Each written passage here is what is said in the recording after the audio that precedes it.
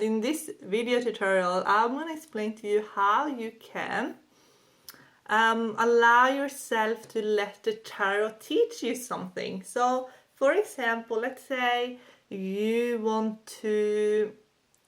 understand a card. Maybe you struggle with a card. So think of a card that you're struggling with that just doesn't make any sense to you. I'm going to go through the deck myself and I'm going to just pick a card that I think can be tricky to understand. And it's often cards that are very positive in their meanings.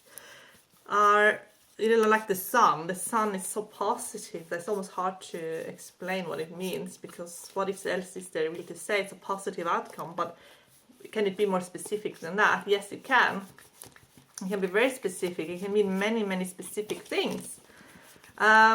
So let's say you did, somebody's going to use the sun as an example. Let's say you asked about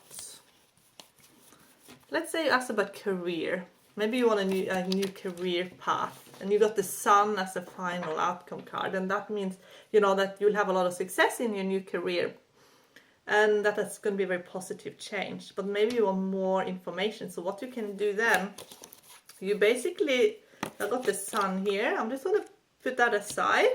I want to ask, in what way is the sun? So I need more information. So doing supporting spread, it's like when you pull out the card position or positions that are confusing to you, and you do a whole new spread just explaining that. So in this example, we're going to explain the final outcome card of the sun in a career question. And you ask the cards to explain to you what it meant specifically in a way that is really obvious to you. Remember, you can communicate with the cards as if it's a person, because the tarot is a living consciousness. It is the law of synchronicity, and you're also connecting to the creator of all that is. So it's very much an intelligence that you can ask questions and it will answer you. So if you ask to get it in an obvious, specific way, the tarot chooses to use cards that will trigger a certain, either a memory or a response in you that it's like obvious than what it means. There's no right or wrong on how long to shuffle, but some people, when they shuffle, it's hard for them to stop because they go into a meditative state. And sometimes when you use the tarot and you connect into the creator as well, just touching the cards is enough to trigger intuitively the answer, because you're so in tune that just touching the cards is then enough to, it's almost like this is a grounding, object of grounding and connecting to the creator. So then I find sometimes that's enough just to touch the cards. So I'm going to ask about this. So when you do these sort of supporting spreads, you can use any spread you like, but always look at the bottom card. So that in this example, it actually shows the bottom card of grief and sadness.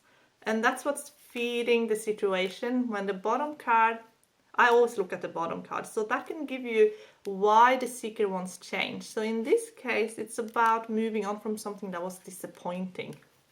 They've been disappointed. I'm only going to do a 3-card supporting reading, but you can also do like a full Celtic cross or whatever spread you feel comfortable with. So it shows 8 of Cups and Queen of Swords and 7 of Cups. So this card says it will be successful because it will nurture their soul. It will be so 8 of Cups is always something the seeker really wants to do on a soul level. It's like they feel drawn to it, not because it's going to give them lots of money necessarily. It has nothing to do with the sort of the material. The material world has been, the material world is not even important when this card shows up, because the material world it's not a place of fulfillment when this card shows up. It's just the material world seems totally pointless when this card is showing up. It's like there's no point just going to work and coming home and going to work and coming home. It's about finding something that's meaningful. And then this card is about being intellectually fulfilled. Okay, so that is why this card is showing up as a success card, because it's actually someone who's logical and who's very good at making good decisions, but they need to be able to use their mental capacity in a positive way, or they feel very underwhelmed. We use the word overwhelmed a lot. But what about being underwhelmed? What about being, understimulated intellectually and mentally in career?